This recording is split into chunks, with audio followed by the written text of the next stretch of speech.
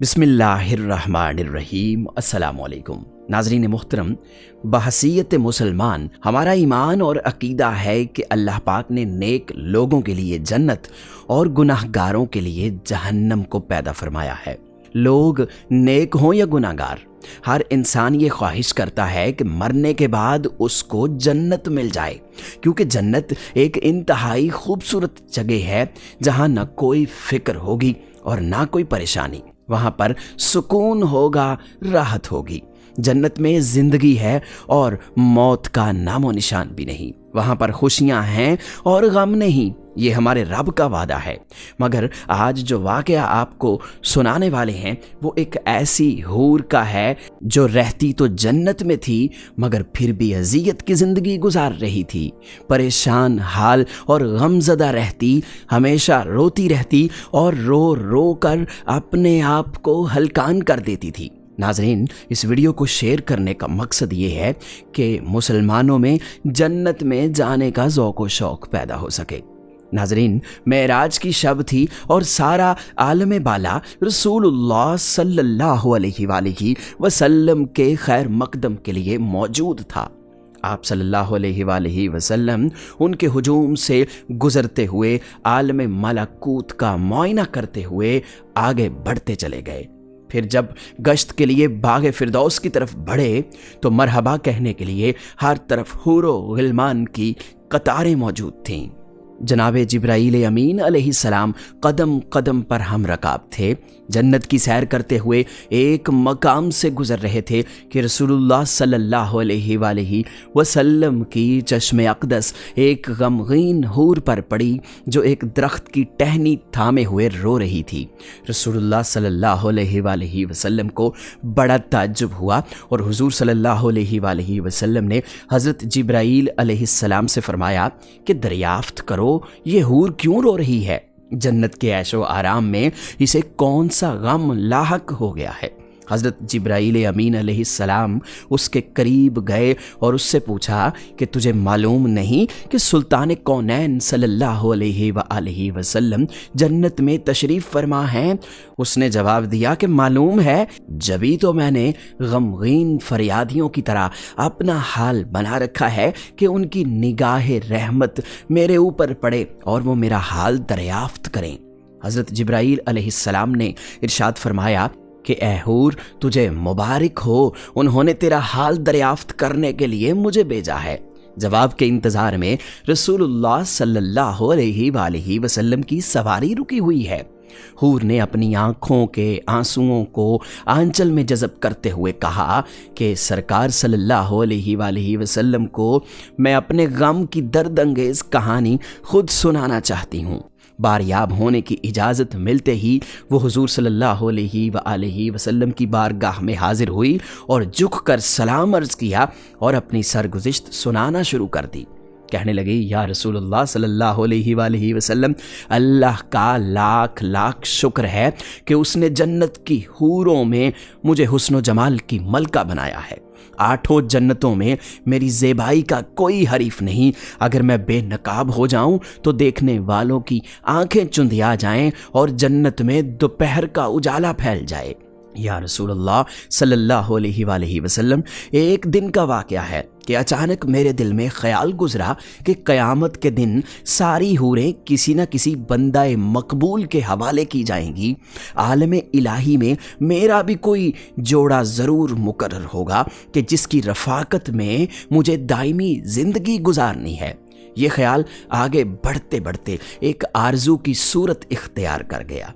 यहाँ तक कि जन्नत की एक खुशगवार सेपहर के वक्त मैंने अल्लाह रब्बुल इज़्ज़त की बारगाह में ये इल्तिजा पेश की कि या इलाहुल आलमीन, तेरी नेमतो एहसान के आगे मेरी पेशानी हमेशा के लिए खम रहेगी कि तूने मुझे हुस्न की बेमिसाल खल्क़तों से सरफराज फरमाया। या इलाहुल आलमीन, मुद्दत से एक आरज़ू मेरे सीने में मचल रही है कि अरसाए क़यामत में अपने जिस बंदाए मुकर्रब के हवाले तू मुझे करेगा, ज़रा उसकी एक झलक मुझे भी दिखला दे। कम अज़ कम मैं ये तो देख लूँ कि मेरा जोड़ कैसा होगा। रहमतों का दरिया जोश पर था कि मेरी इल्तिजा फ़ौरन कबूल हो गई और हुक्म हुआ کہ سامنے جو آئینہ رکھا ہے اسے ایک نظر دیکھ لے، اس پر تیرے جوڑے کی جھلک نظر آئے گی۔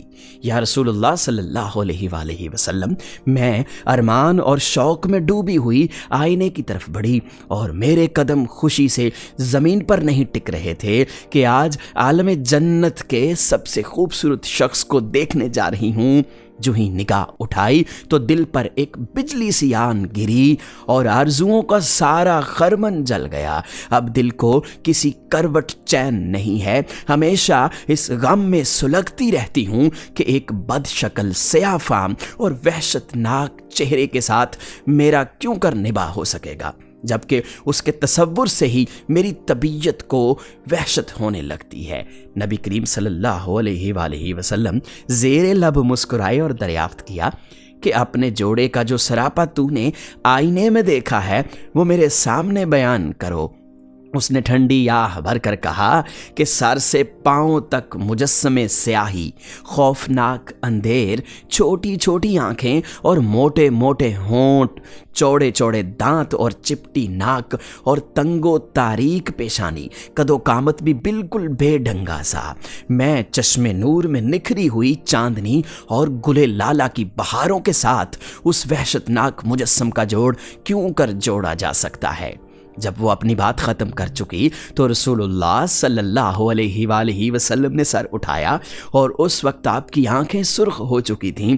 آپ صلی اللہ علیہ وآلہ وسلم نے شان بے نیازی کے ساتھ ارشاد فرمایا کہ تو نے جو سراپا بیان کیا ہے وہ میرے پیارے بلال کا ہے، ایک عاشق سراپا، ایک مومن وفا کش، اور کائنات کے ایک گوہر نایاب کو پا کر تو بد نصیبی کا شکوہ کر رہی ہے کہ تجھے معلوم نہیں کہ بلال میرا عاشق مجسم ہے، میں نے اپنی پلکوں کے سائے میں اسے پناہ دی ہے، اور سن لے میرا بلال بارگاہ یزدانی میں تقرب کی اس مسند امتیاز پر فائز ہے کہ فردائے قیامت میں اس کے جسم کی سیاہی حوروں کے رخساروں پر تل بنا کر تقسیم کر دی جائے گی۔ بلال آتش کدائے عشق میں وہ نکھرا ہوا سونا ہے جس نے محبت کی شیفتگی میں دونوں جہانوں سے منہ پھیر لیا ہے۔ بلال وہ حسن مجرد کا تماشائی ہے کہ فردوس کا حسن وہ کیوں کر خاطر میں لائے۔ چنانچہ اپنے جلووں کی زیبائی پر تو غرور نہ کر، ہو سکتا ہے کہ جس دن تو 70,000 نقاب الٹ کر بلال کے سامنے آئے میرا بلال تجھے پسند ہی نہ کرے اور تجھے رد کر دے۔ رسول اللہ صلی اللہ علیہ وآلہ وسلم کا ارشاد سن کر وہ اپنے جذبات پر قابو نہ رکھ سکی اور طلعت و جمال کا سارا خمار اتر گیا اور اضطراب شوق میں چیخ پڑی، یا رسول اللہ صلی اللہ علیہ وآلہ وسلم، میری معذرت کو قبول کیجئے، میرے غم کا بوجھ اتر گیا، وہی سیاہ فام بلال مجھے پسند ہے، میں اپنی خوش نصیبی پر نازاں ہوں کہ سلطان کونین کا پروردہ نظر میرے حصے میں آیا۔ قیامت کے دن اسی سراپے کے ساتھ بلال کو اپنی آنکھوں میں بٹھانا چاہتی ہوں۔ چنانچہ اس کی معذرت کو قبول کر لیا اور رسول اللہ صلی اللہ علیہ وآلہ وسلم دعائیں دیتے ہوئے آگے بڑھ گئے۔ ناظرین، عشق کارساز نے ایک سیاہ فام غلام کو اتنا بڑھا دیا، اس کا مقام اتنا بلند کر دیا کہ کونین کے سر کا تاج بنا دیا۔ حضرت بلال حبشی رضی اللہ تعالی عنہ سے کسی نے پوچھا کہ بلال، تم تو بڑی توحید کی باتیں کرتے ہو، تم یہ بتاؤ کہ تمہیں اتنی مار کیوں پڑی؟ تو آپ رضی اللہ تعالی عنہ نے فرمایا کہ جب تم بازار جاتے ہو، برتن خریدنے سے پہلے اسے بجا کر دیکھتے ہو کہ مٹی صحیح طرح سے لگی ہے یا نہیں؟ اس نے کہا بالکل۔ تو بلال حبشی رضی اللہ تعالی عنہ نے جواب دیا کہ اللہ نے بھی مجھے آزمایا تھا، اور اس کے بعد یہی وہ غلام تھا کہ جس کا رنگ بھی کالا تھا اور ہونٹ بھی موٹے تھے، جس کے بارے میں اللہ کے پیارے رسول صلی اللہ علیہ وآلہ وسلم فرماتے ہیں کہ جب مجھے جنت کی سیر کرائی جا رہی تھی معراج کے وقت، تو میرے آگے آگے کسی کے چلنے کی آواز آ رہی تھی۔ میں نے جبرائیل امین علیہ السلام سے پوچھا کہ یہ کون ہے؟ تو انہوں نے جواب دیا کہ یہ بلال حبشی رضی اللہ تعالی عنہ ہیں۔ رسول اللہ صلی اللہ علیہ وآلہ وسلم جب معراج سے واپس آئے تو بلال رضی اللہ تعالیٰ عنہ سے پوچھا کہ اے بلال، تم کون سا عمل کرتے ہو اور کون سا کام کرتے ہو کہ جس کی بنا پر تم جنت کے اندر میرے آگے آگے چل رہے تھے؟ تو حضرت بلال حبشی رضی اللہ تعالیٰ عنہ نے بتایا، یا رسول اللہ، آپ ہی نے تو بتایا تھا۔ تو رسول اللہ صلی اللہ علیہ وآلہ وسلم نے ارشاد فرمایا کہ کیا بتایا تھا؟ تو حضرت بلال رضی اللہ تعالیٰ عنہ نے عرض کی، یا رسول اللہ، آپ ہی نے تو فرمایا تھا کہ ہر وقت باوضو رہنا، تو میں ہر وقت باوضو رہتا ہوں۔ جب بھی میں بے وضو ہو جاتا ہوں تو اسی وقت نیا وضو کر لیتا ہوں، اور جب نیا وضو کرتا ہوں تب 2 رکعت نماز بھی پڑھ لیتا ہوں۔ سبحان اللہ۔ ناظرین، اس حکایت سے ہمیں یہ پتہ چلتا ہے کہ اگر ہم بلندی درجات چاہتے ہیں، ہم زمین پر چلیں اور ہمارے قدموں کی آہٹ جنت کے اندر سنائی دے، تو ہمیں ہر وقت باوضو رہنا چاہیے۔ حضور صلی اللہ علیہ وآلہ وسلم کا ارشاد ہے کہ جو شخص باوضو فوت ہوتا ہے تو قیامت کے دن اس کو شہیدوں میں اٹھایا جائے گا۔